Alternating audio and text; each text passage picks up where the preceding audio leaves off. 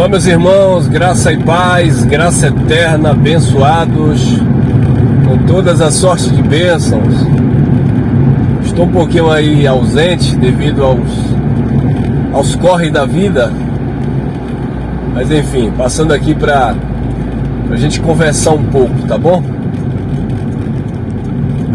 Queridos, que prazer, né? Que privilégio, que honra o Senhor tem nos dado de conhecer a palavra da graça.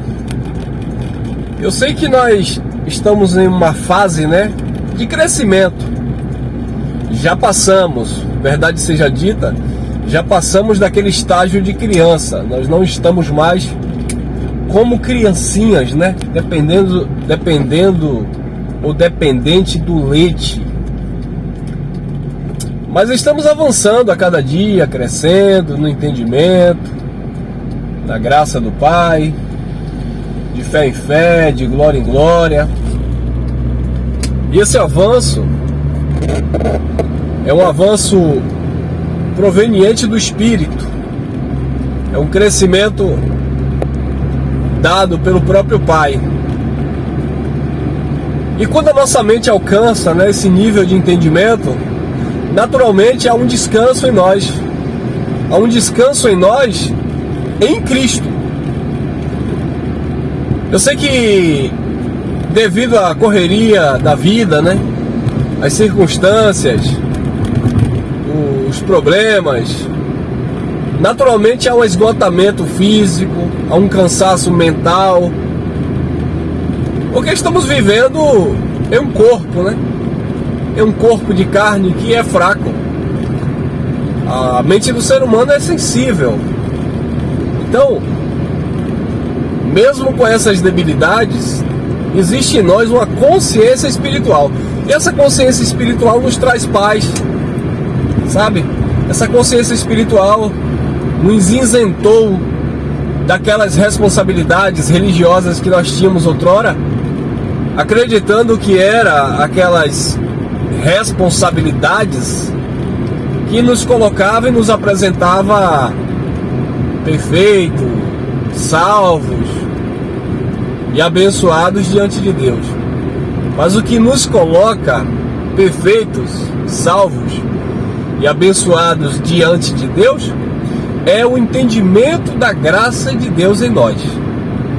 Então, quando Jesus ele disse em João 8,32, né, que é um texto bem conhecido, conhecereis a verdade vos libertará, é nos libertar justamente desta opressão, essa opressão devido à ignorância que nos escravizou durante anos. Essa opressão religiosa imposta por homens, por líderes, pastores, etc, etc. Por quê? Porque nós estávamos sempre nos vendo em falta com Deus, em desobediência a Deus, em desobediência à sua palavra. Nós estávamos nos vendo sempre em pecado. Por quê? Porque o ministério, né, a religiosidade, o ministério de condenação e morte, sempre nos apresentou assim, sabe? Defeituosos, pecadores, miseráveis. E mediante o conhecimento da graça do Pai, hoje nós não estamos mais com essa sensação de culpa, medo de supostos seres espirituais atormentadores, medo de perder a salvação, medo de Deus, medo do inferno, medo disso, medo daquilo.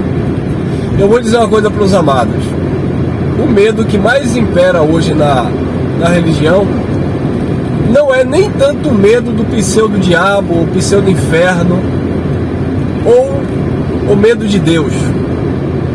O medo que tem imperado hoje na religião é o medo das pessoas estarem se levantando contra a, entre aspas, pseudas autoridades espirituais.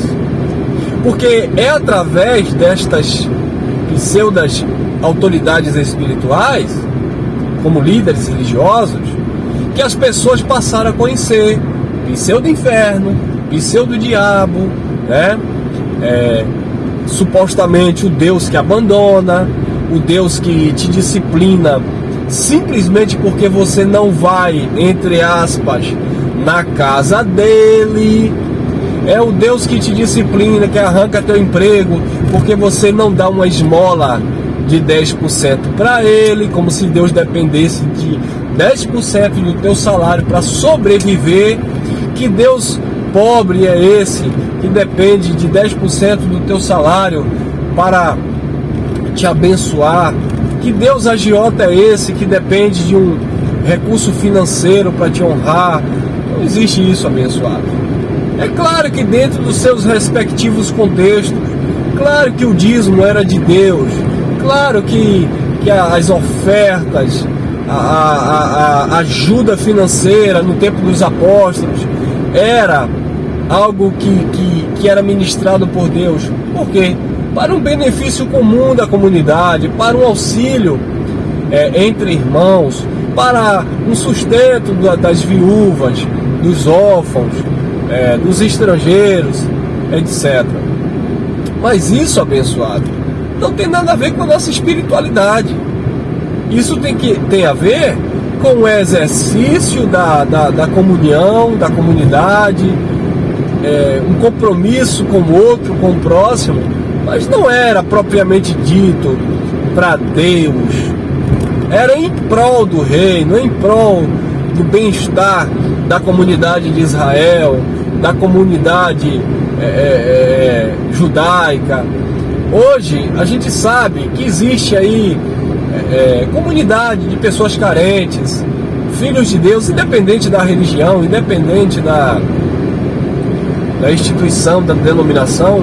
É claro que um trabalho social, um trabalho voluntário, sabe, de ajuda ao próximo, como eu falei, independente da religião, é uma questão mais de humanidade, né? Você se compadecer do próximo, você ajudar o necessitado, independente de qualquer coisa. E isso, as instituições também religiosas e outras instituições como ONGs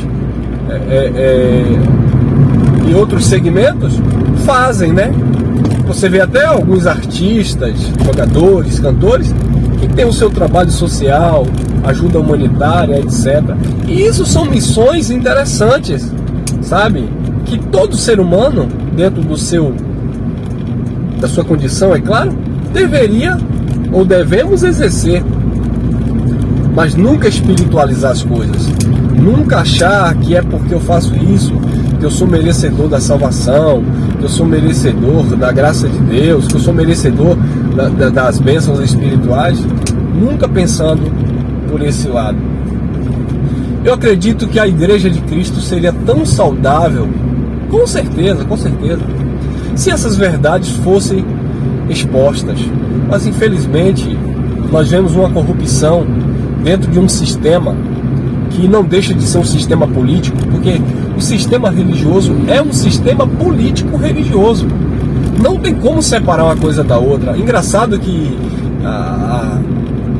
a minoria, né? Porque a maioria hoje dos líderes religiosos, independente de qual seja a sua nomenclatura, qual seja o seu segmento, a maioria dos líderes religiosos estão envolvidos com a política secular.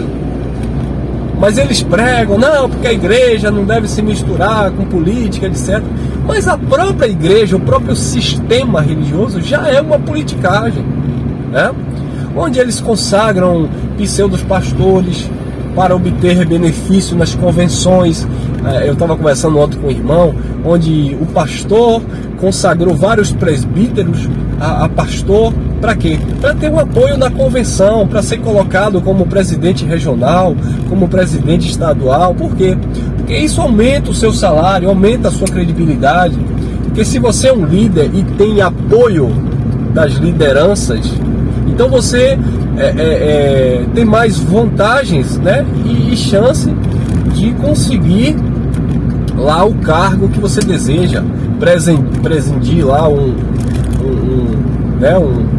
uma convenção, fazer parte de uma cúpula, por assim dizer, onde recebe benefícios, né, a salários salário melhor, etc e tal. Então, infelizmente, essa corrupção que acontece hoje dentro do sistema, onde as pessoas, os filhos de Deus, têm medo disso, têm medo dos bispos, dos pastores, dos líderes, porque são justamente esses homens, entre aspas, conhecedores da teologia, conhecedores de Deus, que vai determinar o destino da tua alma. É isso mesmo.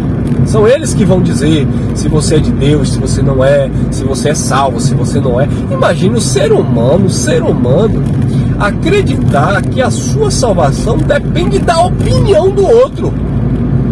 Não, é porque Deus disse em sua palavra, mas é claro, com interpretações pessoais. E eles colocam lá os seus critérios para salvação, critérios para ser abençoado, é fazer parte desse segmento, é andar em linha com o pensamento do pastor presidente, é praticar os ritos, né, daquela instituição, e as pessoas são levadas aí por esses ventos de doutrina.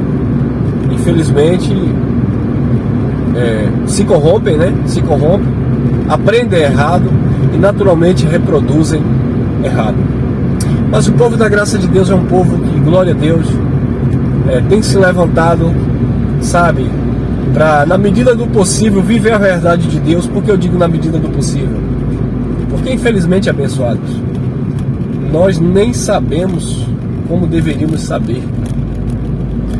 Porque é tanta adulteração, tanta tradução bíblica deturpada, foi se perdida ao decorrer do tempo, muitas informações corretas, e hoje a gente tem que garimpar nesse livro que chamamos de Bíblia Sagrada, para encontrar respostas acerca de um Deus gracioso, um Deus bondoso, um Deus misericordioso, para vivermos uma vida em paz.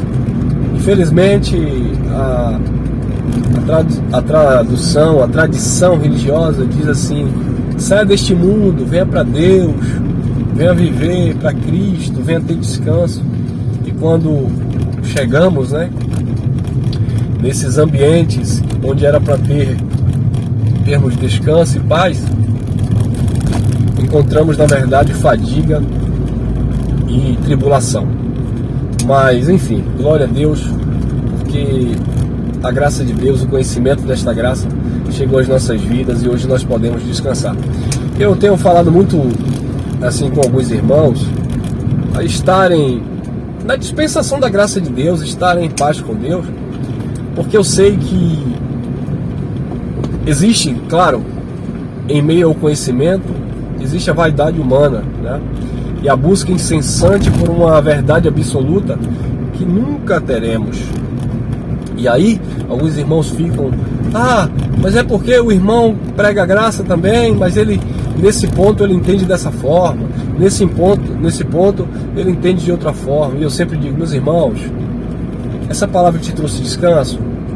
Essa doutrina te trouxe alívio para a alma?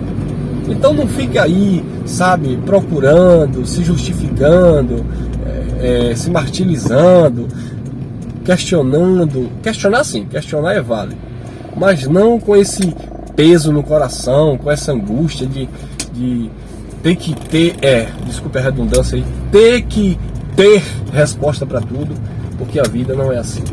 Tá bom, meus irmãos? Então descanse na graça do Pai, e você esteja reinando em vida aí com o conhecimento que o Eterno te deu. Graça e paz, graça eterna, e vamos para a luta, erguendo sempre os nossos olhos à palavra de sua graça e reinando em vida e descansando no Cristo ressuscitado. Graça e paz, graça eterna. Vamos que vamos.